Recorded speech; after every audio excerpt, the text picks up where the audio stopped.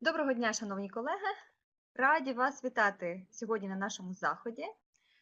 Macmillan Ukraine офіс в Києві вітає вас. Ми сьогодні з вами будемо працювати в онлайн режимі. І наш гість сьогодні це один, мабуть, з найулюбленіших авторів у світі і в Україні також. Це Дейв Спенсер, автор підручнику Gateway. Він приєднається до нас за хвилинку, а поки що дуже коротеньке таке short reminder. Стосовно наших програм, ви всі чули, знаєте, що програми з 5 по 9 клас є оновленими в цьому році. І основна інновація в цих програмах – це те, що ми маємо навчати життєвим компетентностям протягом всього навчального процесу.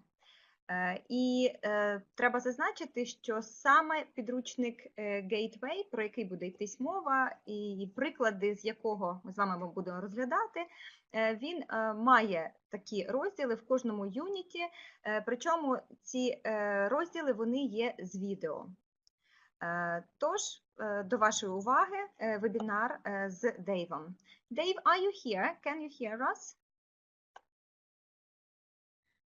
Okay, he's very soon. He's very close. He's joining us. Hello. I think maybe you can hear me now. Can you hear me now? Hello, yippee. Yes, good. Everything is working. Excellent, good. The sound is okay? Okay, great, good. Let's begin. I'm sorry, that was a problem of mine here with my microphone and also a problem with the time, but everybody can hear me, yeah? Great. Okay, right, let's begin. It's a pleasure to be talking to teachers in Ukraine. I've been to Ukraine, as you probably know, 3 times, I think. Today we're going to talk about life skills, particularly because I believe in Ukraine now key competencies are now a new part of the syllabus. That's very typical, I think, not just in Ukraine, but all around the world, particularly Europe. Life skills are becoming more and more important. Okay, and the idea of this session is to show that it's actually very easy to include life skills and key competencies, I believe, in our English classes. The idea will be to talk a little bit about what life skills are, and also to give some practical ideas about how you can find information about life skills and how you can use Gateway 2nd edition also to teach life skills. Okay, let's begin. And I have a question. If you look at this sentence, what we learn at school is a waste of time. It has nothing to do with life after school. What I would like you to do, can you answer this question? Have you ever heard one of your students say something like this? Yes or no? Have you ever heard a student say this?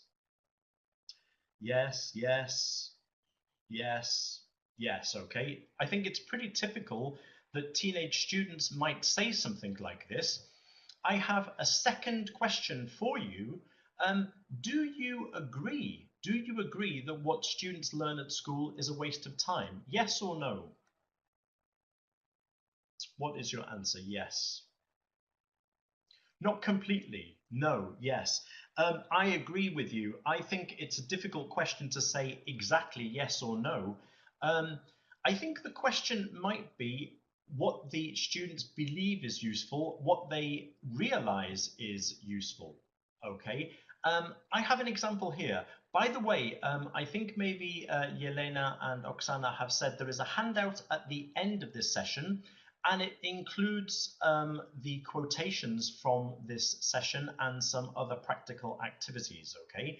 But if you look here, this is a very interesting book, Educating Ruby, and it has a question. If you are not a teacher, when was the last time you needed in your real life to solve a quadratic equation? Okay, this again is a question for you. Have you ever had to solve a quadratic equation in your life, apart from at school? Never, no. I must admit that, in fact, I don't really know what a quadratic equation is. I don't remember if I studied them, but I know that I have never used one after school. Um, However, it is true, isn't it, that if you go to study, for example, engineering, maybe you do need to know what a quadratic equation is.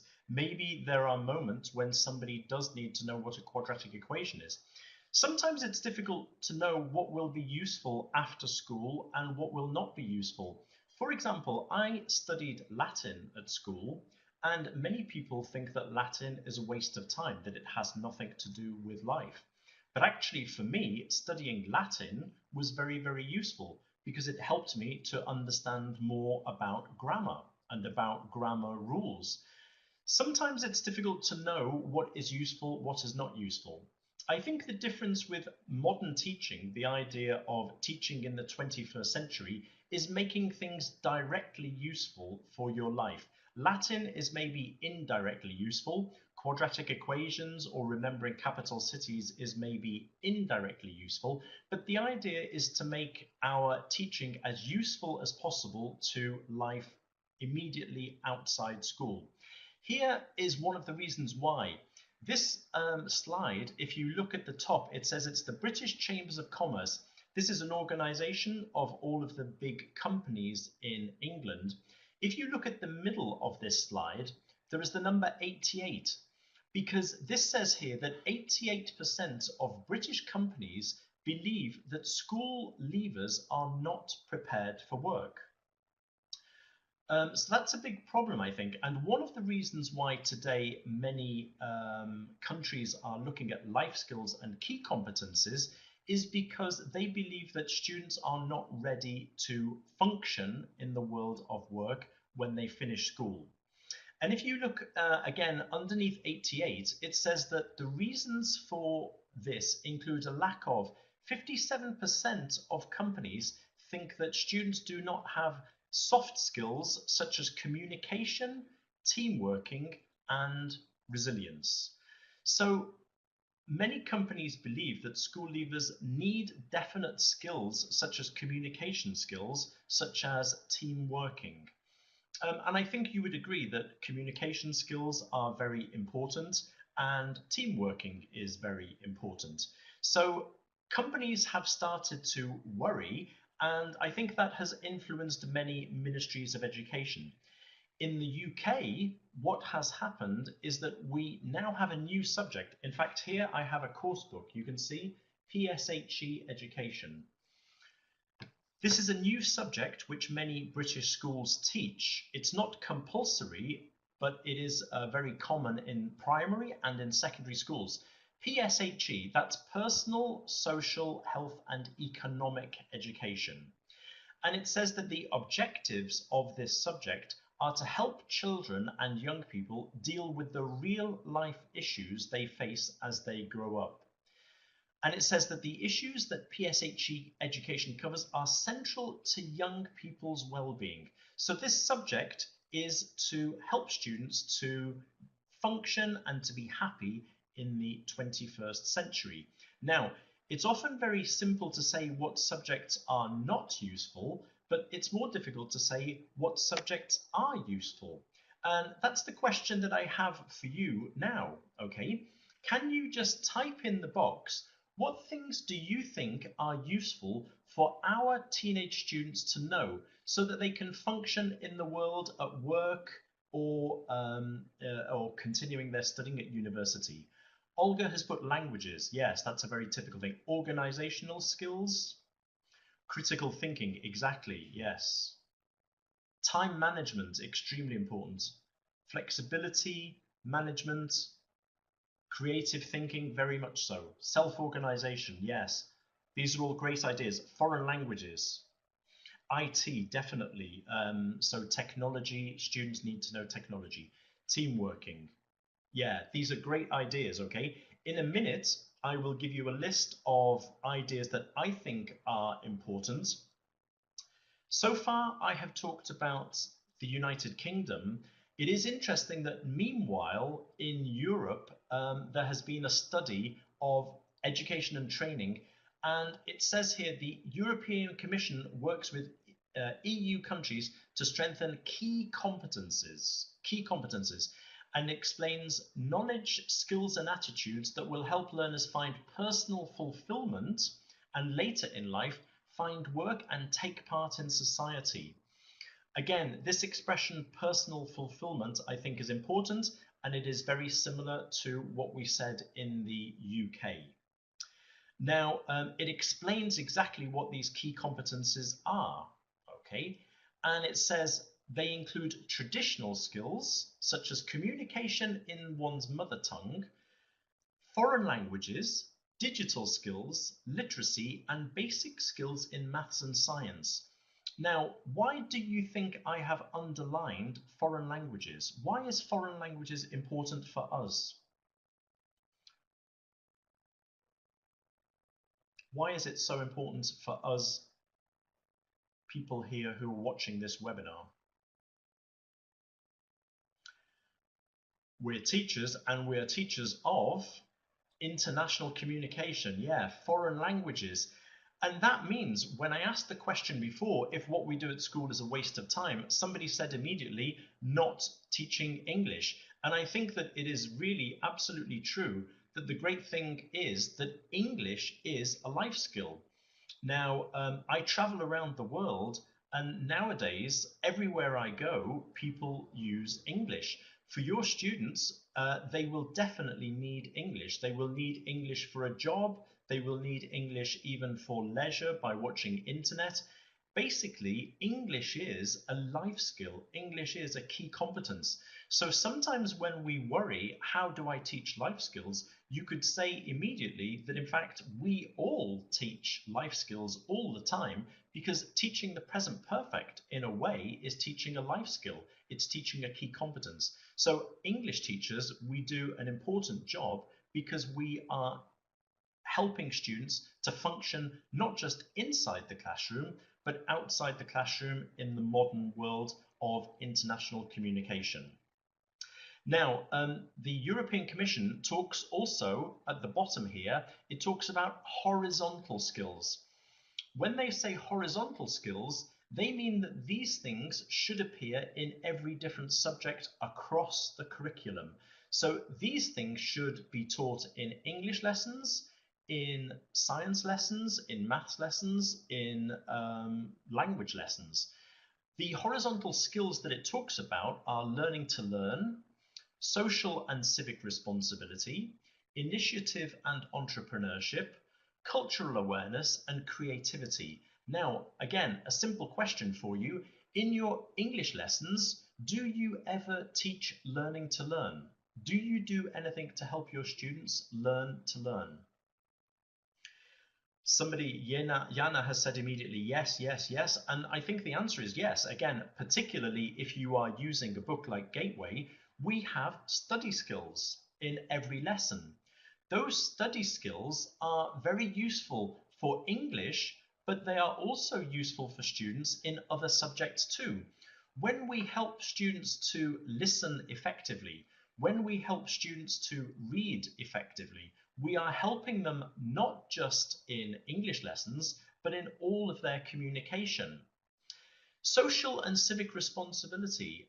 Do you ever include in your English lessons pair work or group work? Probably yes. Very, very typical, yeah, that in English lessons we get students to work together. When we do that, we are also teaching a life skill. We're teaching social responsibility because students have to cooperate, they have to work together, they learn to help each other. In English classes, our students are often helping each other to do exercises. Again, that's great. It means that we in our English lessons are doing something which is useful not just in English, but in the students' lives. Cultural awareness. Do you think that cultural awareness is a part of teaching English? A little bit or a lot? A lot, yeah, I would agree. It's good. You agree with me today. That's great. You agree with everything I say, yeah? Again, I think that when we teach a foreign language like English, we are making students realize that there are different ways of doing things, not better, not worse, but they are aware of different cultural habits, different cultural holidays, all sorts of different information about different English-speaking countries, and they can contrast and compare with culture in their own country. So I think a great thing about teaching English is that we are teaching cultural awareness. Creativity. In your English lessons, do you ever involve any creativity?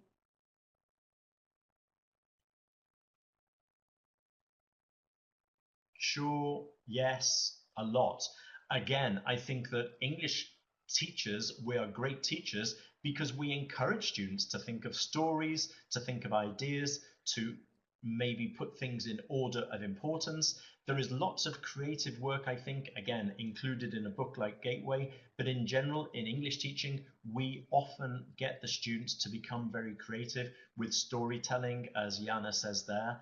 And I think then that all of these things are naturally a part of teaching a foreign language, and in this case, a part of teaching English. So I believe that English is a perfect medium for teaching these things. I think we do it naturally. We do it in nearly all of our classes. Maybe it's more difficult to do these things in a science lesson. Maybe, I don't know. I'm not a science teacher, but maybe it's more difficult. I do know that it's quite easy to include these things in English lessons. Now, I think that the easiest way to integrate life skills into our lessons is by including them as skills work. Okay, so we can include information about different cultures, about different skills by giving interesting reading texts, interesting listening texts. We can get our students to talk about these things, to discuss them, and we can get students to write about them. Somebody mentioned project work. We can get students to do project work about these different life skills. And I think that teaching life skills is not a problem for us. I think it helps us because it gives us lots of different ideas for useful, interesting content. We can teach things using English. Exactly, that's exactly what I was saying, Irina. We use English as a tool to teach these things. So we're really doing two important things at the same time. We're teaching English and we're giving important information. Now, if you look at this picture or these pictures here, do you know all of these people? I imagine, unless you live on Mars, you probably know who they are. Right, now, I don't mind in my lessons maybe talking about some of these things if one day something happens with Cristiano Ronaldo or if one day something happens with Brad Pitt and Angelina Jolie. But what I was going to say is that when I started writing books for teenagers many years ago, we often included popular culture. And I think that it's maybe not always a great idea to include these things in our textbooks because if the students are interested in them, they can find information about these people on the internet.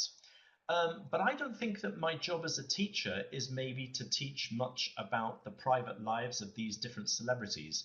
I think that life skills are great because instead of talking about these famous people, we can teach something more useful. I'm a teacher, and so I want to teach English and I want to help my students to function again in the world after school. So I would say that we can chat about these people if we want to, but let's use our English lessons to teach the students something important.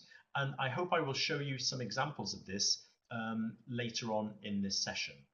Okay, now here is a list of areas that I think are useful for us to talk about in English with our students to help them to learn life skills. So for example, personal well-being.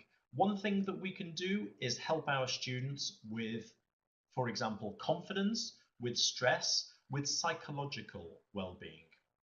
We can also help our students with physical well-being. I think people nowadays are worried that students spend a long time with computers, with the internet, with games, but they don't actually get much physical exercise. And maybe they also eat in a very unhealthy way. So one life skill would be thinking about physical well-being. Okay. Another thing would be, as somebody mentioned before, information and communication technology. We can help students to become more knowledgeable about this area because, again, today digital skills are totally necessary for the modern world.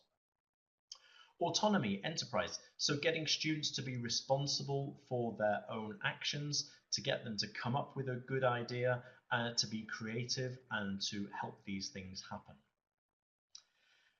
Social skills, citizenship. So again, today I think in our culture today we need to encourage students to respect each other.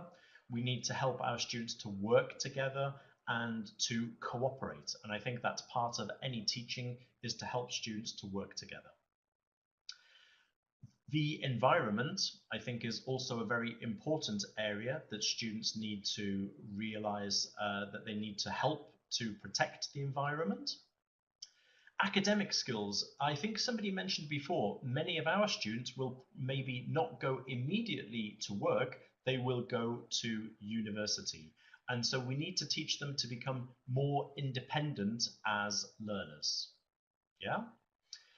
The world of work, so we said before, it's maybe important for us to prepare our students a little bit for the world of work.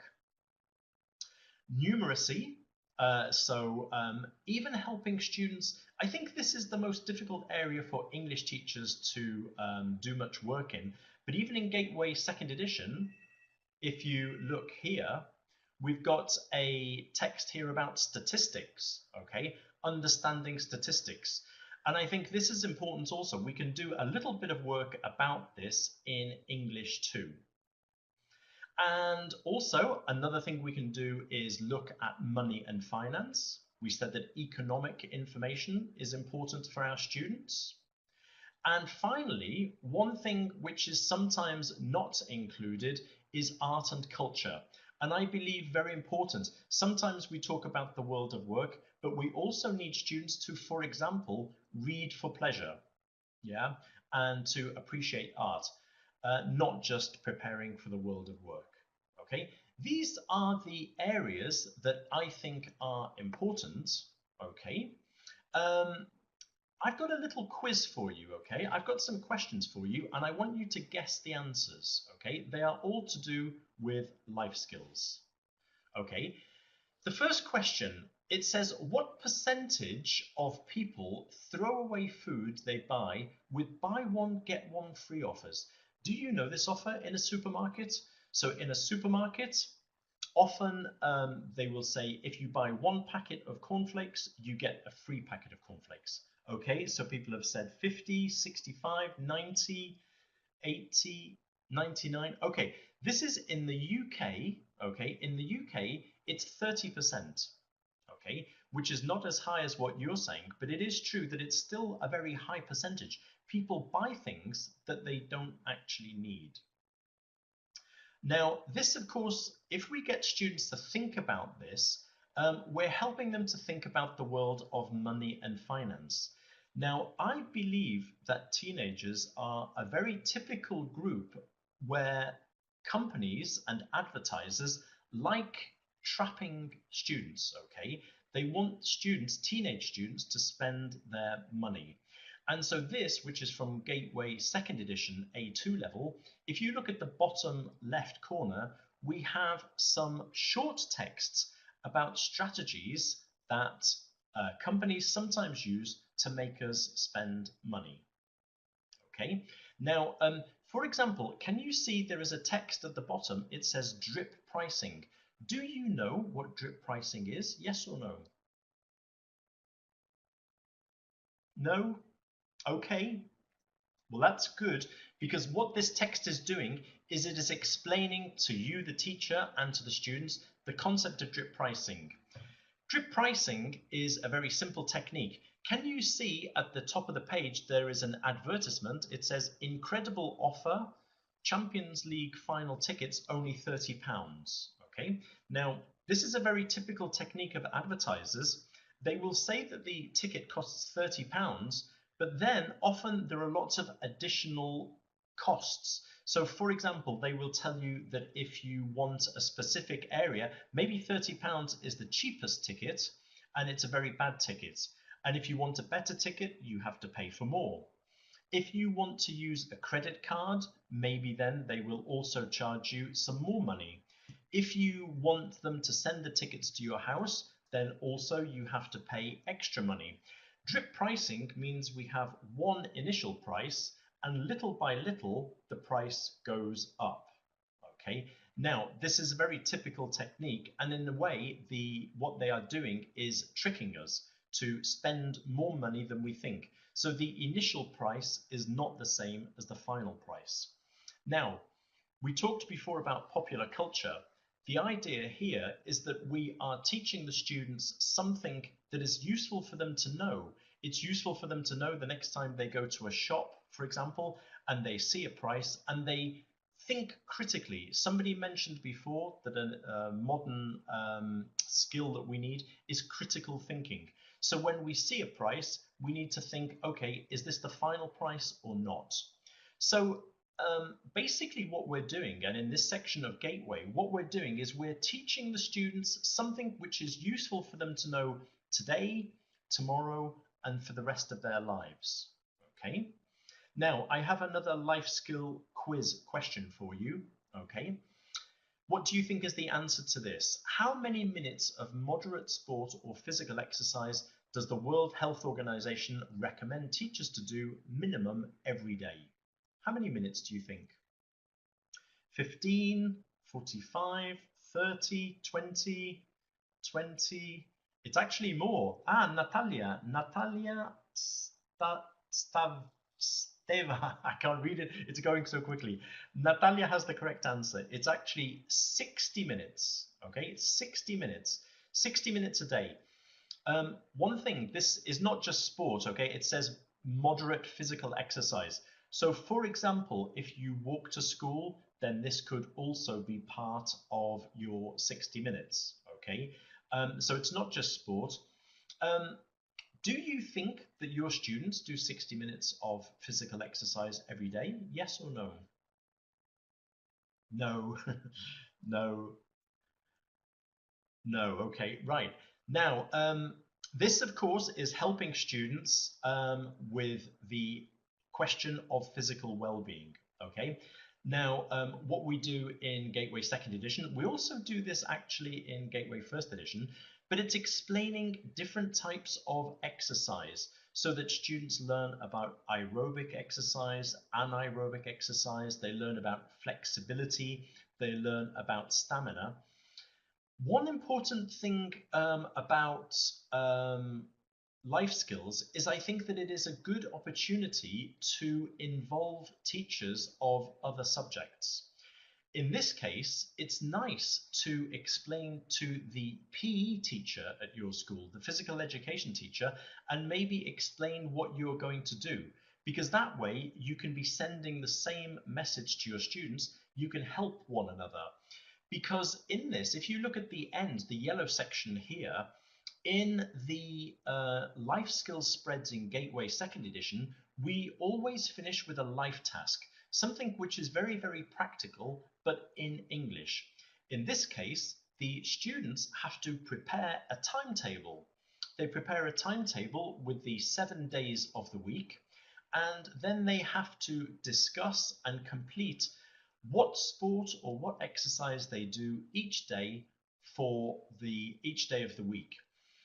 They calculate how much time they spend doing sport, and then if they do not come to 60 minutes, then they can help each other to suggest different ideas, different things that they could do to come to the total of 60 minutes. And of course, if they don't have ideas, then this is the moment where you could include your PE teacher at school so that your PE teacher comes with some ideas too. Okay.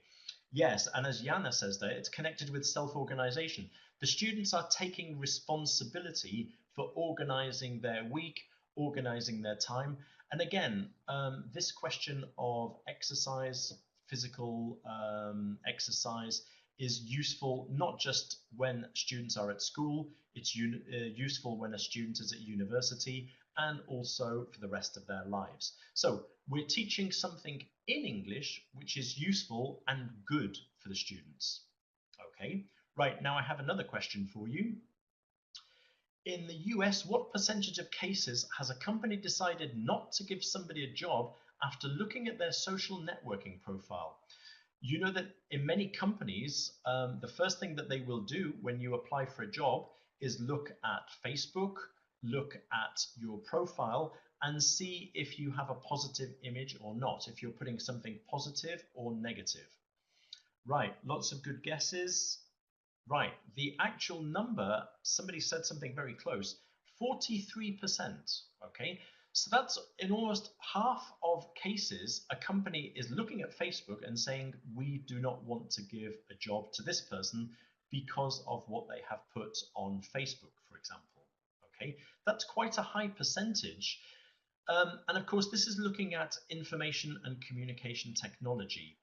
Now, I have in Gateway 2nd edition, I have included this information, getting students to realize that what they write can have a positive or negative effect on their future. In some cases, of course, students have a very positive online profile and it actually helps them to get a job. In some cases, though, a student puts something negative and it can become a problem. I'm going to show you a real life example. This is totally real. You can search for it on the internet. Have a look at this email, okay? This is from America, and it's an email from a young boy who has just started work in a company in America. You can read it there. It says, Paul Jill, I just wanted to let you know that I will not be able to come into work tomorrow. Something came up at home and I had to go to New York this morning for the next couple of days.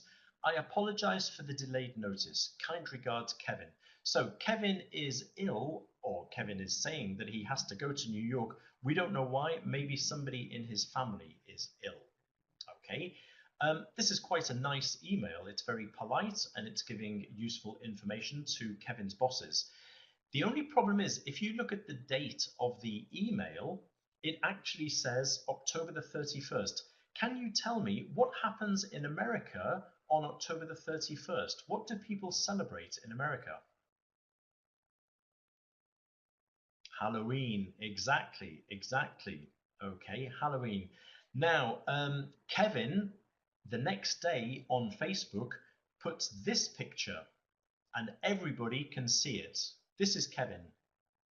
Okay, he should be at work, but this is Kevin. Oh no, exactly. As Jana says, oh no.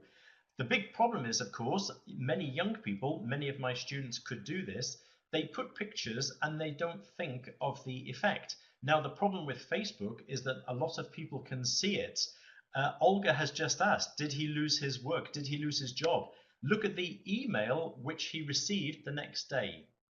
Kevin, thanks for letting us know. Hope everything is okay in New York. Cool wand. And in fact, unfortunately, Kevin did lose his job. Okay, so the next day, Kevin lost his job. Now, I think that the problem with social networks is that students know how to use them, but sometimes they don't think about what they are putting. And the idea of that life skills section is to get students to Dennis's story is funny. You'll have to read that. I like that story, Dennis. That's a great story. If you put this type of information on the internet, you have to be ready for the consequences. And in this case, the consequences were very bad. So we need to teach these things to our students. Instead of talking about popular culture, let's teach something that could have a very positive effect on our students' future. Okay, right. Next question, my last quiz question. Imagine that we've got this scene, there has been an accident. What is the very first thing you should do in this situation? What do you think you should do? If you saw this situation, what is the very first thing that you should do? Any ideas? Turn off the gas, call 911, call the emergency, check if she's breathing, help, call the ambulance. So far, nobody has given exactly the correct answer, okay? If you check first aid with the Red Cross, the red cross will tell you that the correct answer is to check if you are in any danger. Okay, so before you do anything, before you check if he is alive, before you try to help, you should assess how dangerous the situation is. Because, of course, if you run and try to help this person, it's possible that you also could have an accident. And if you have an accident, then you cannot help this person and you cannot call for an ambulance. So in any first aid situation, the first thing to do is always to look around and see if you are in a safe position. If you are in a safe position, you can do exactly what you have said. You can check the person's pulse. You can check if they're alive. But the very first thing is see if there is any danger for you. And after that, you should act. You can see in this picture that we have some hot water. We have water on the floor. We've got a broken plate. And we even have a knife. There is a knife. Can you see that there is a knife there? So the very first thing we should do is always check if there is any danger for you. Now, this is the area of safety and well-being, okay? And again, this is very practical, something very, very useful for our students to think about. It's something that I didn't know myself, okay? But I think it's useful for us to know. This is looking at first aid and just some very, very basic information. It also talks about the typical conversation that if you call 911, what questions will they ask you? How should you answer? What is the best, most important information to give the emergency services? Okay, so again, very, very practical, very simple, but could be very, very useful. It could even help somebody in a very dangerous situation. Now, this takes me to an area that I wanted to share a little bit of advice. Is that the good thing about life skills is there are many companies which have online teaching resources which are free and very practical and very useful for primary students if you teach young students or secondary students. For example, and these are all on the handout, you don't need to copy them now, they are on a handout that you can access at the end of the session. The UK Red Cross has a great website with teaching materials. BHF is the British Health Foundation. WHO is the World Health Organization. And Barclays Life Skills is obviously Barclays Bank, but they have some very good videos which are for teenagers, not talking just about money, but talking about many things, including job interviews, university interviews. Those videos are free, but you have to register. Okay. Now I'm going to show you an example from the British Red Cross, which I like because it's very useful, very practical, but fun.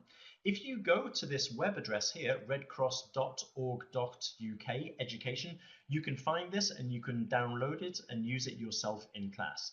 Now, it's a very quick quiz and I want you to answer the questions. All I want you to write is the answer A, B, or C. Okay. First question, what does this sign mean? Clap here, safety gloves must be worn, or odd gloves and other lost property. What's the answer? Right, okay, it's a pretty simple question, okay, but the answer is B. Very good. Second question, what does this sign mean? Do not extinguish with water, do not light a fire, if you do, we'll put it out, or bucket loads of barbecue sauce available. Most people think it's A or B. The answer is, of course, A, and it is definitely not C, okay? It's a nice answer, but it's not the correct answer. The answer is A. Third question, what does this sign mean? Please walk with 1 foot on the pavement and 1 in the gutter. Dancing on stairs is prohibited. Or warning, drop. C, most people think C. Absolutely correct. The answer is C. Okay. Next question, what does this sign mean? People wearing white will be split down the middle. Iron flat, or safety overalls must be worn. Okay, you're very good. Excellent. The answer is C, of course. Next question, what does this sign mean? Broken arrows likely, danger electricity, or take a sharp left and then a sharp right? My favorite answer is answer C, okay, but obviously it's not correct. It's B, yeah? Okay, you're doing very well. It's pretty easy, yeah? And the sixth question, the last question, what does this sign mean? Extreme caution, Christmas is coming, warning, low temperature, or crystals must be worn beyond this point? That's again pretty easy, okay? The answer is B. Okay, good. Did you enjoy that quiz? It's pretty easy, yeah? It's quite nice and fun. Right, now I have a more difficult question though, and this is continuing from the Red Cross. Can you match the meaning with the design? Because the color and the shape of the message is very important, isn't it? So which one is a warning sign? Is it A, B, or C?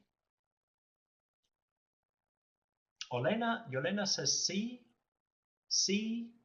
That's correct. Good. Yes. A warning sign is triangular, black, and yellow. What about number 2, mandatory signs, setting out behavior that must be followed? Is that A, B, or C? Marina says 2 is A. Yulia as well says A. Olga says A. It's actually A. That's right. So it's round, white, and blue. And of course, that means that number 3 is B.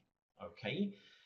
So this is a little bit more difficult. One question, if we are talking about warnings and obligation and not allowed, what sort of grammar could we teach our students when we do this exercise? What do we use to talk about obligation? Modal verbs, absolutely, yeah. Immediately you've got it, yeah. Modal verbs are really useful. So what we said before, we can teach life skills, but we can teach some English grammar at the same time. And we are doing it by using a context which is interesting, useful, and very practical. Okay, that's right. I've shown the answers at the end. Okay, so if you want to, you could download this and you could teach some modal verbs of obligation. Must, mustn't, can't, okay, should, shouldn't. So for example, then we can continue with the students and we could even do some grammar practice here. These things, are they warnings, mandatory, or not allowed? Ear protection must be worn. Is that a warning, mandatory, or not allowed? Mandatory, that's right. Okay, so mandatory. So we've got the modal verb there, must. What about the third one, no smoking? Is that warning, mandatory, or not allowed? No smoking. Not allowed. So very simple, very useful. And there's a lovely exercise at the end. What the students do is they can draw some signs and we can have a guessing game. Okay. So for example, the students could take one of these signs. They could draw the correct warning sign, the correct colors, the correct shape. So they have to decide, is it a triangle? Is it blue? Is it yellow? And they draw a sign and they could practice writing sentences using the correct modal verb. Okay. So all of this information, all of this material is from the Red Cross. Go to their website, have a look at it, and you can download it. One thing, of course, is you might need to teach some vocabulary because this is for English children, so the level of some of the vocabulary will be a little bit high. Okay, so you can simplify it any way you like, or you can pre-teach the vocabulary. Okay, right, I'm going to continue. I want to show you just one more thing before I finish. Another tip teaching life skills is giving bad presentations. I will explain why I think this is a good idea afterwards, but I will give you an example, okay? And it's going to be an example using a video from Gateway 2nd edition. In every life skills section in Gateway, in all the different levels, we have a video with British teenagers, okay? Now, this is teaching the students the importance of being able to prepare food for themselves instead of buying convenience food, instead of eating out when they are students or when they're beginning to work. Then it's helping to give them ideas about why it's important to learn to cook. And we have a video. In this case, the video is showing the students how not to prepare food. The idea is that the students in the video are doing the television show MasterChef. Yeah, you know the MasterChef, where there is a competition between different cooks. In this case, the cooks are all young. What I'm going to do, I'm going to show you the video. It lasts about 3-4 minutes, and I want you to watch, and I want you to tell me anything that you think is going wrong in the video. What are the student chefs? What are they doing wrong? Okay, can you tell me the answer? Okay, let's watch the video. One thing, if the video is a bit slow, it could be your internet connection, okay? But don't worry, we'll come back to it. Okay, let's begin.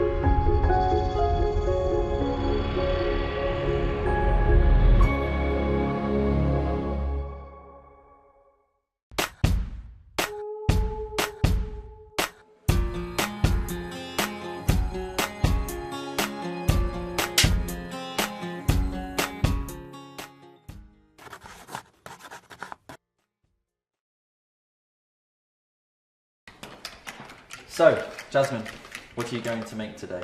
Today I'm going to make my special fried fish. I'm going to cover the fish with the egg and the breadcrumbs and then fry it. Okay, but Jasmine, remember that you're going to have to use your hands a lot. You know, putting the fish into the mixture. So... Oh, you're right. Sorry, Chef. I'll take my rings off. Jasmine needs to be careful of jewellery on her hands or wrists. When you wear jewellery, it's impossible to wash your hands properly and to get them 100% clean. And that's so important when using your hands. Hi Ben. That looks interesting. What are you making for your starter? Well, it's an unusual Italian salad.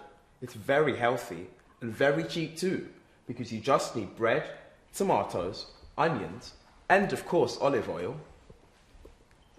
Yes, I can see the olive oil.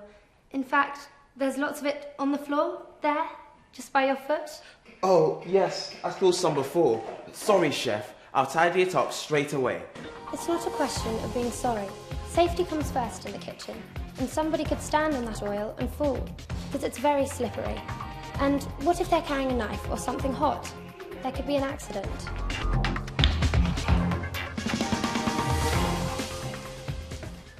Jasmine, are you still cooking for us? Yes, of course. For my main course, I'm making an Indian dish. I think you've forgotten something, haven't you? No, I've got the lamb, I've got the rice. Have you seen Jasmine? Yes, I know. She needs to keep her hair tied back or cover it. It's a simple question of hygiene. And where's her apron? An apron is to keep you clean and to keep your food clean too. They're basics. She needs to do better or she's out.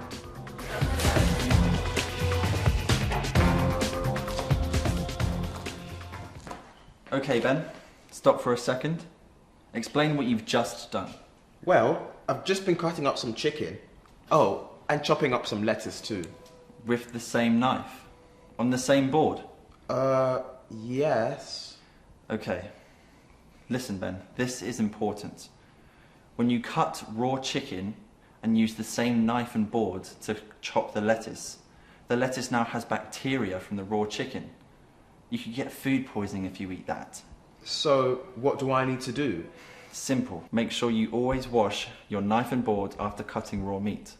But right now, you need to put that lettuce straight in the bin. And you've only got 15 minutes left to finish your dish.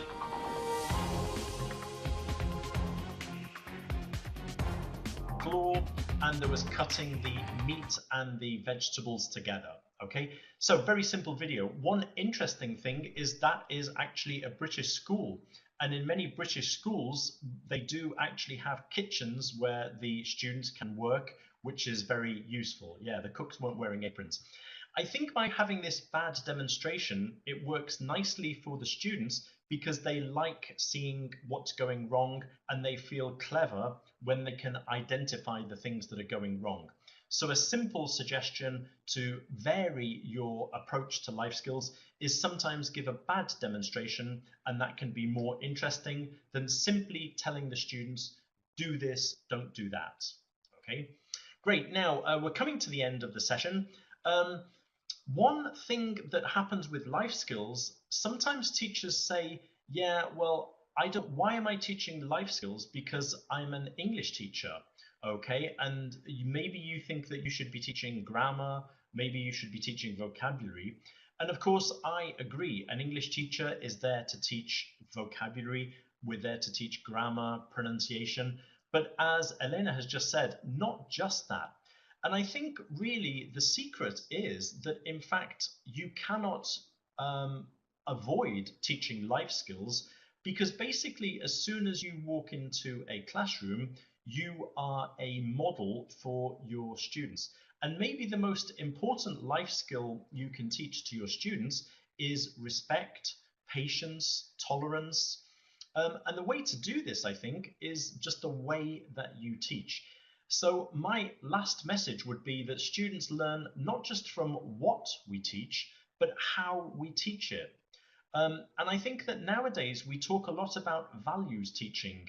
So, for example, if we want to teach respect, if we want to teach patience, if we want to teach tolerance, then I think that the most important thing to remember is that we need to be respectful, we need to be patient, and we need to be tolerant.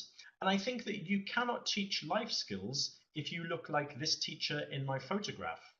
Would you agree? I mean, this teacher, they cannot teach mathematics or anything because they are giving a bad model to their students. And the same thing, it would be a very strange thing to give a lesson about peace and respect if we are going to lack respect with our own students. Okay, so I think the last thing to say that I wanted to say really was that life skills are part of the way that we teach and the way that we act with our students. Okay, finishing this session, I want to have some funny little comments here for you. Some evidence that teenage students really need to improve their life skills. Students need to know about the world around them. This was a question from a real exam, okay, and it said name 6 animals which live in the Arctic. Can you do that? Can you name 6 animals which live in the Arctic? Polar bears, I imagine. Elena says no, directly no. Bears, any other animals? Seals? Right, now, this is very typical that the only animals that we can think of are bears and seals. Look at this student's answer. This is what this student answered. 2 polar bears, 4 seals. That's very clever, yeah? Exactly, yes. Oksana has got the answer, yeah? 3 bears and 3 penguins. The funny thing is that their answer almost went wrong, yeah? Next question. Deserts can be hot or cold. Name a hot desert and a cold desert.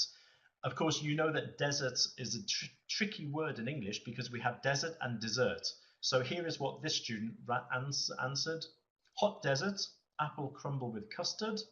Cold desert, jelly and ice cream. Okay, of course that's the wrong desert, yeah, we need an extra S, but I think that's quite funny, yeah. So we've got a hot desert and a cold desert. Draw a plant cell and identify its most important parts. Okay, look at this picture. This is a plant cell. This is a great picture of a plant cell. Look how sad our flower is to be in this cell here. Okay, that's a nice picture, I think. Define capital punishment when you get in trouble for not putting a capital letter at the start of a sentence. Okay, so that's what this student believes is capital punishment, which is nice. Creativity, yeah, this is teaching creativity. And the last question, knowing about world issues, what ended in 1896? This is a history question. What ended in 1896? And yes, the answer is 1895, yeah, which is a nice answer too. Great answer. Okay, I'm finishing this talk. Actually, I've only done this once before. This webinar today I would like to dedicate to my daughter. In fact, I'm talking about life skills, and of course the most important life skills are often the ones that we give to our own children. And in fact, this weekend I'm taking my daughter to university where she's going to be in a different country, looking after herself.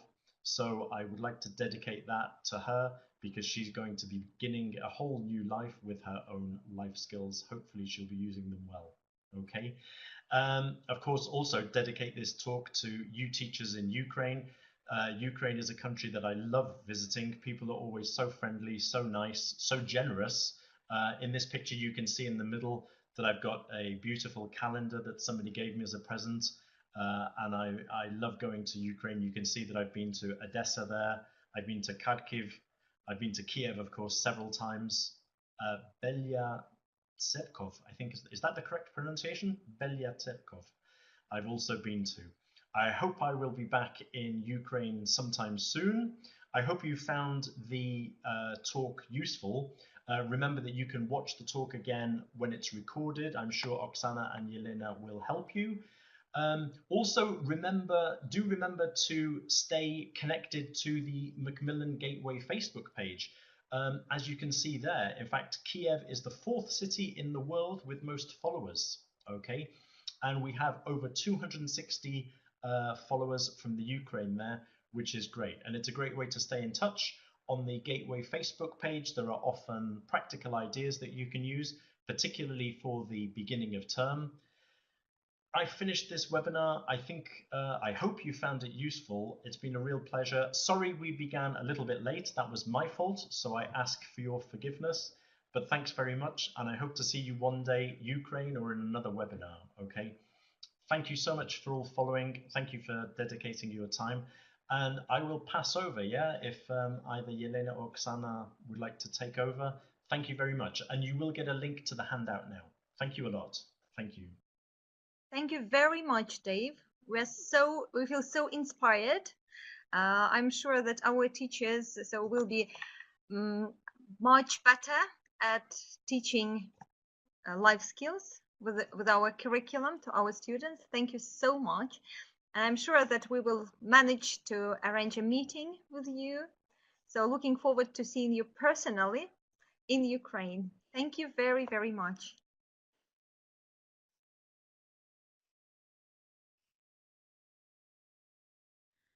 Okay, dear teachers, just a quick reminder that if you are interested to have a look at the book, so you can either contact our local distributors, you can check the addresses of the distributors on our site, macmillanyukraine.com, or you can turn to us directly.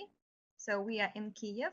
Please check our address and our telephones. We'll be happy to help you. We also use the service of Nova Poshta, so we can send the books for you to consider. And the thing is that this book has been improved by Ministry of Education. It has been approved by Ministry of Education. Of course, it has permission to be used in schools. So do not hesitate, contact and enjoy teaching with Macmillan books. Thank you for being with us. So you will have a link in a chat box that you should press. Here it is. You should press it. So this is a registration form. Having filled this form, you get a certificate that you've attended this webinar. And also you can see that you have new life skills handout. It is here. And also you have a button, download files. Please press it and you will have handouts downloaded into your computers with all information that you've just heard. Thank you very much for being with us. Enjoy teaching. Goodbye.